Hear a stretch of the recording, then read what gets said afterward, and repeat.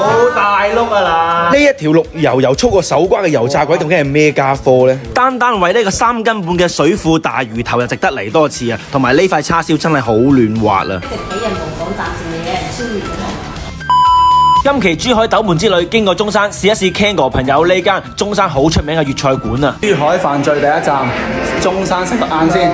有冇中山嘅朋友仔咧？話俾我聽，呢間盈裕軒咧係咪真係好出名嘅咧？禮拜一都要 book 位喎。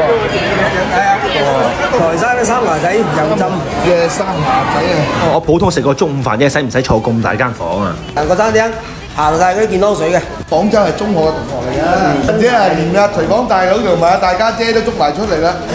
我哋諗住嚟飲茶冇位，咁就俾間房咯。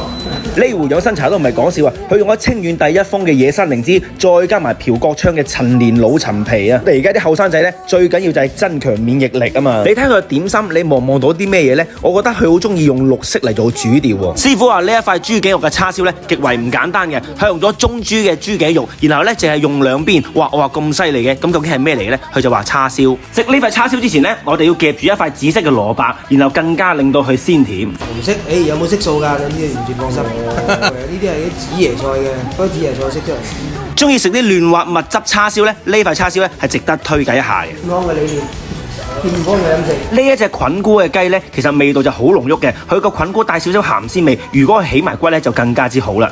一見楊過誤終身，一見小限肥3斤。呢一個超大3斤半嘅魚頭咧，師傅話用咗秘製嘅醬料，咁我問佢秘製醬料係邊樣嘢啦？其實咧佢就唔講俾我聽嘅。好靚啊！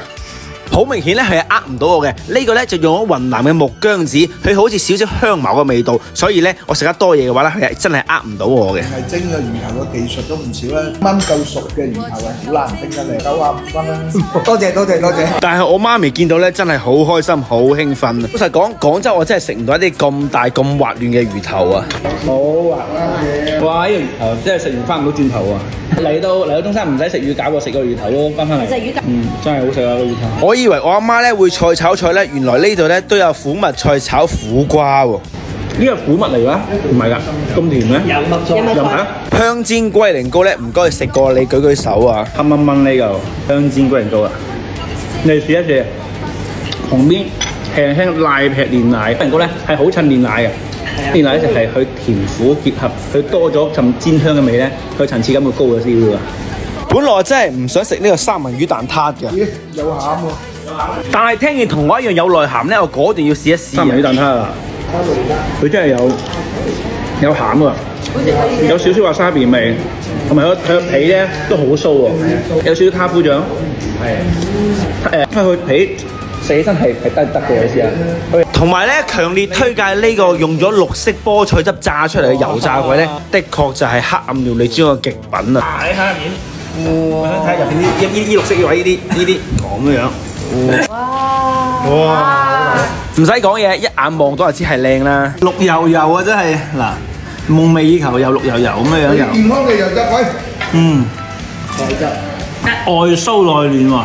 嗱，呢個係男人咧又中意外酥內嫩，女人咧又中意又粗又大。